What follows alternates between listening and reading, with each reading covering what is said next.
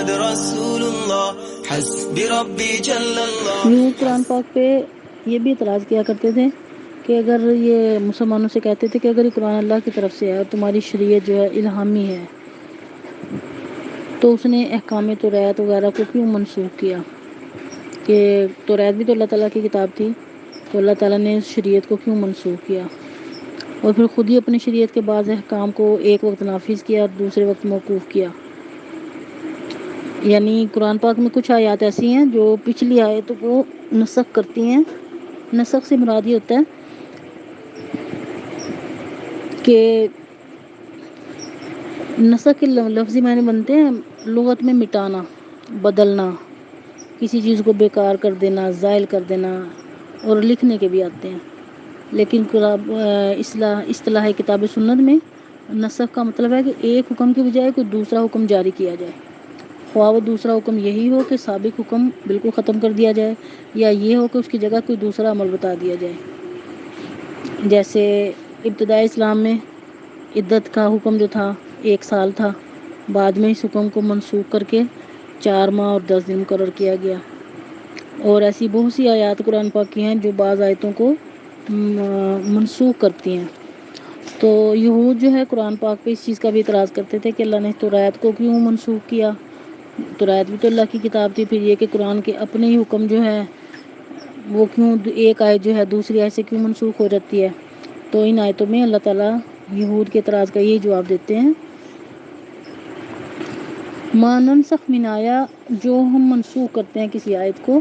او ننسیہا، یا ہم اس کو فراموش کر دیتے ہیں، بھلا دیتے ہیں، ناتی بخیر منہا، تو ہم لے آتے ہیں اس سے بہتر،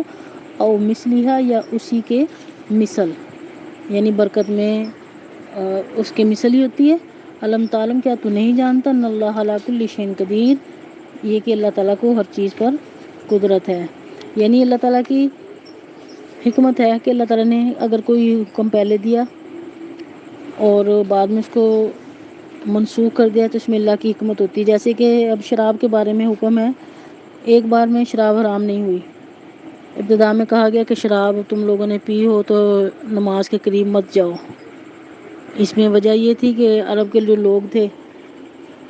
شراب کے اس قدر رسیا تھے کہ ان کے لیے چھوڑنا، اگر فوراً ان کو کہا جاتا ہے کہ اس چیز کو چھوڑ دو تو ان کے لیے مشکل ہوتی. تو شراب کا حکم بھی 3 بار میں شراب کی حرمت 3 دفعہ میں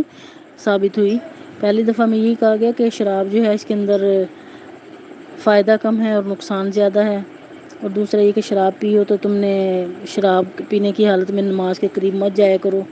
اور پھر تیسری دفعہ میں کہا گیا کہ اللہ تعالیٰ نے اس کو حرام کر دیا، تو فہل انتم منتہون، تو کیا تم اس چیز سے باز آ جاؤ گے، یعنی یہ حکم دے دیا کہ اس کو بالکل چھوڑ دو. تو اب اس کے اندر بھی اس کی مثال ایسی سمجھی جائے گی کہ جیسے ایک ڈاکٹر جو ہوتا ہے کسی مرض کا علاج کرتا ہے اور اس کے مرض کی نوعیت کو بھی سمجھتا ہے اور اس کی جسمانی کنڈیشن کو بھی سمجھتا ہے. اسے پتہ ہے کہ جو میں علاج کر رہا ہوں مریض کی جو کنڈیشن ہے نا اس کا علاج ایسے ہی ہے کہ پہلے اس کی جسمانی کنڈیشن کو بہتر کیا جائے، تب جو ہے اس کی بیماری کا علاج شروع کیا جائے گا. کہ مریض کے جسم میں اتنی طاقت نہیں ہے جو اپنے مرض کے علاج کے لیے اس کو سہار سکے، تو چنانچہ وہ حکیم یا ڈاکٹر جو ہے نا پہلے کوئی دوا تجویز کرتا ہے، اس کے بعد پھر دوسری دوا تجویز کرتا ہے، یعنی حالات بدلنے پہ دوسری دوا دیتا ہے. مقصد اس کا یہ ہوتا ہے مریض کی اصلاح کرنا، مریض کو تندرستی کی طرف لے کے آنے کے لیے. یعنی کوئی چیز اگر کسی کمزور مریض کو کوئی طاقت والی بہت زیادہ طاقت والی چیز دی جائے تو وہ اس کو فائدہ نہیں دے گی. لہٰذا مریض کے مرض کی نوعیت کو دیکھتے ہوئے اور جانتے ہوئے بھی کہ جو دوا ہم اسے دے رہے ہیں بھی اس کے مرض کا علاج نہیں ہے، اس کی جسمانی کنڈیشن ایسی نہیں ہوتی کہ وہ اس دوا کو سہار سکے،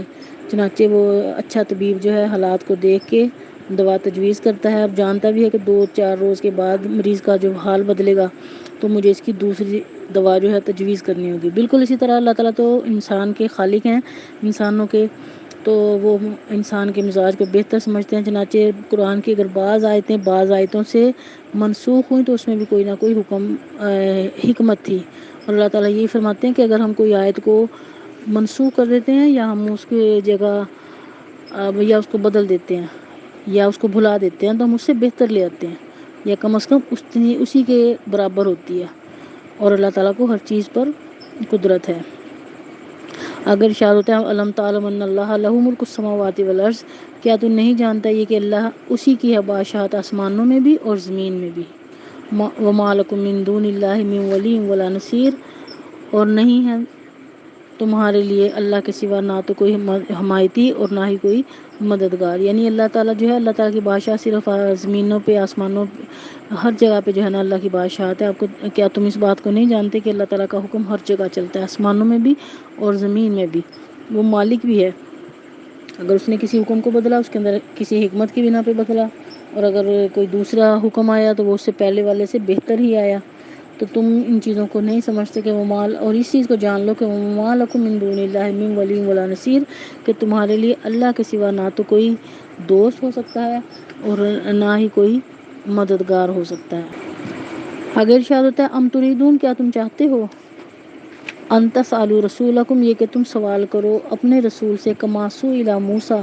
جیسا کہ سوال کیا گیا موسیٰ علیہ السلام سے، من قبل، اس سے پہلے، ومن یتبدل الکفر، اور جو بدل ڈالے کفر کو، بالایمان، ایمان کے بدلے، یعنی